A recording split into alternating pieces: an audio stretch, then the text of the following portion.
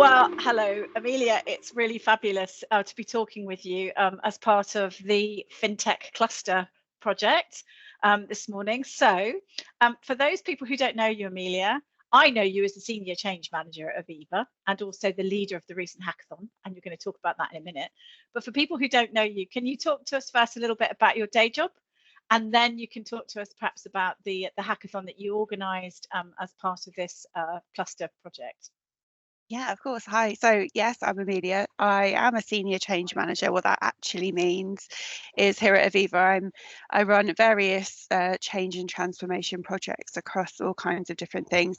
I'm a BA by trade, so I always refer back to that kind of analysis and mapping tendencies. But yeah, looking for innovation, efficiency, all kinds of wonderful things across currently the risk operation, so risk function here at Aviva. But as a side to that, I was asked by Ben Luckett, who approached me, gosh, it must be about 6 months ago now, to say, oh, do you fancy having a look at this wonderful hackathon project that we're hoping to kick off early in 2024? And I said, yeah, why not? I love a hackathon. Let's see where that goes. And yeah, so that's my involvement in it. I was kind of asked off the cuff and said, yes, why not? And here I am. You'd organised internal hackathons as well, hadn't you? Yeah, been involved with a few, and we really do love a hackathon here at Aviva. So internally, we do run them annually, and we have kind of mini hackathons for graduates and apprentices. So have been involved in a fair few internally. This is my first external one, though, which was a good experience. Yeah. Let's talk a little bit, if you can, about what that actually looked like, that first external hackathon that you ran, how many people and how you structured it. And then really love to hear about your reflections on how those day and a half, 2 days went, Amelia. Yeah, it was a bit different, I think, to the usual internal one. But I think in some ways also there were lots of things that I've learned from running internal hackathons here at Aviva. I wanted to make sure that it was an accessible thing. So hackathons can really scare people that aren't, trained in development of software and being coding and all of that.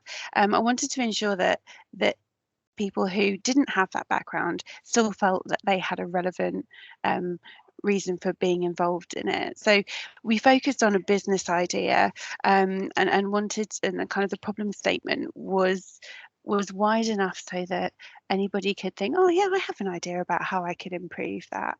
And we structured it so that the teams would be around 6 people, but have a mentor assigned to each one, so that there was somebody there to really help some people who have both been to a hackathon before and who like to procrastinate, which probably is where I would sit, and then also people who have never been to a hackathon before and would have no idea what to do.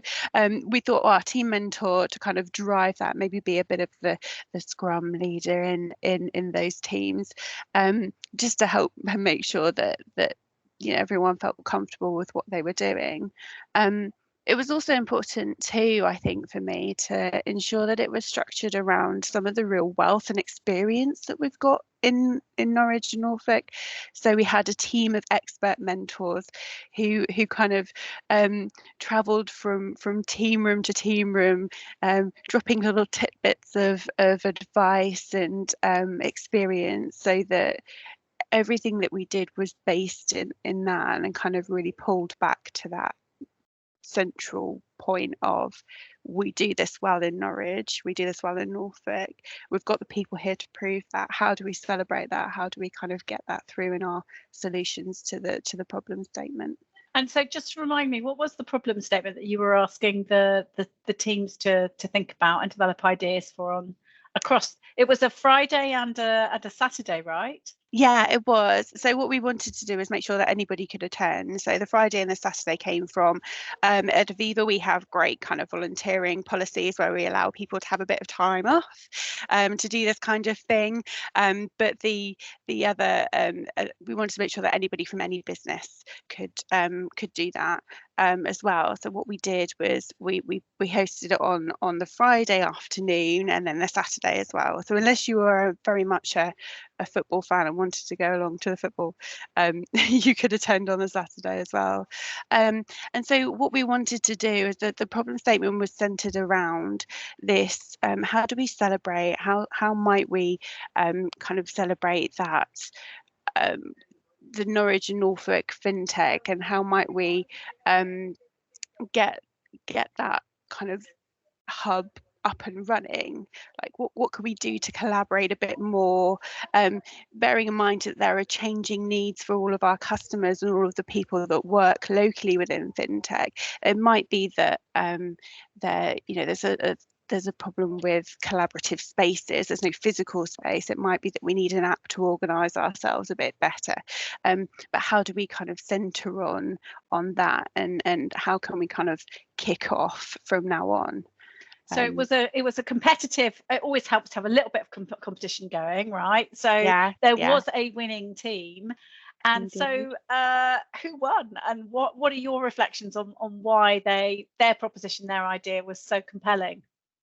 So it was Team 7 who won, and their idea was to launch something called Norwich Fin Hub, and that was, it sounds, I think, which wonderful name. Fabulous, doesn't it? I want in already. Exactly.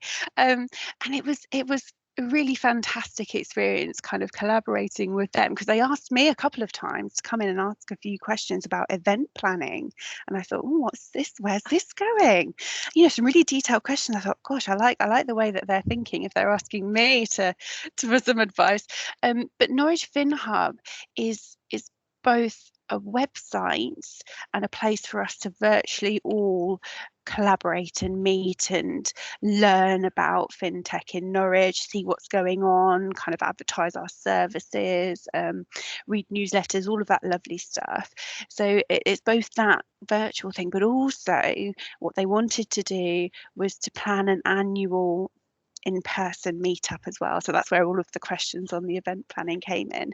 And the team wanted to have an annual conference based in Norwich where everybody could come along, a little bit like, I think, the hackathon, perhaps with less of the competitive element, but where we could all, meet together and collaborate, listen to talks, and kind of celebrate us all being in the same mind, that on doing the same kind of things and work and being interested in the same areas. And I think they won because it was a very solid idea, first of all. I think we were all very much bought into it.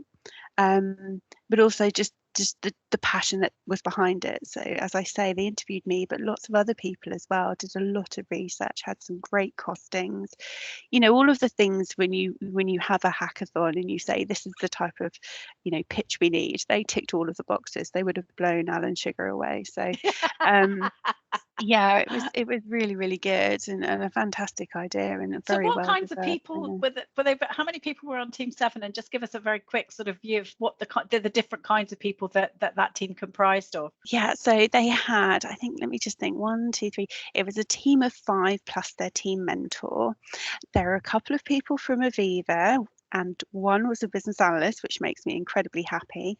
We had a really young 16-year-old student who codes in it part-time, and then another student who came over from another part of Norfolk, so over and towards East Norfolk, who came in, and he again was studying and studies at A-level computer science. So some really young minds collaborated with a team mentor who runs her own company, and advises on BA type things, that kind of focus, like change and transformation. Yeah.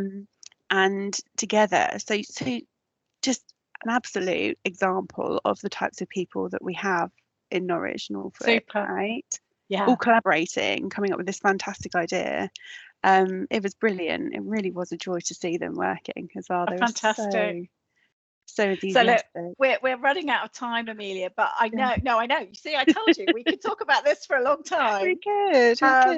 But that you mentioned that word passion, and I know that you personally are extremely passionate about, as you've said to me previously, about Norwich is a great place to be if you're in, to work and live and be part of the fintech community. So just very briefly then, why are you so passionate about Norwich, and have you been here all your career or not, Amelia? Leading question, Shân. No, I studied at UEA, so I will always have just a love for Norwich, but I was tempted away initially. I moved straight after graduating to London. It was the done thing, and I was tempted over there.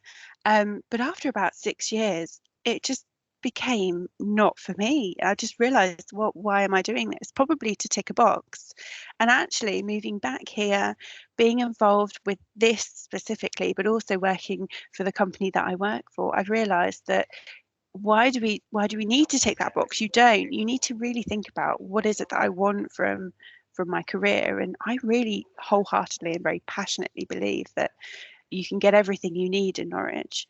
There are the connections here, there are the people here, you can be stretched, you can really do well, and really kind of fast forward your career here if you want to. You can reach that trajectory, and you don't have to be London based.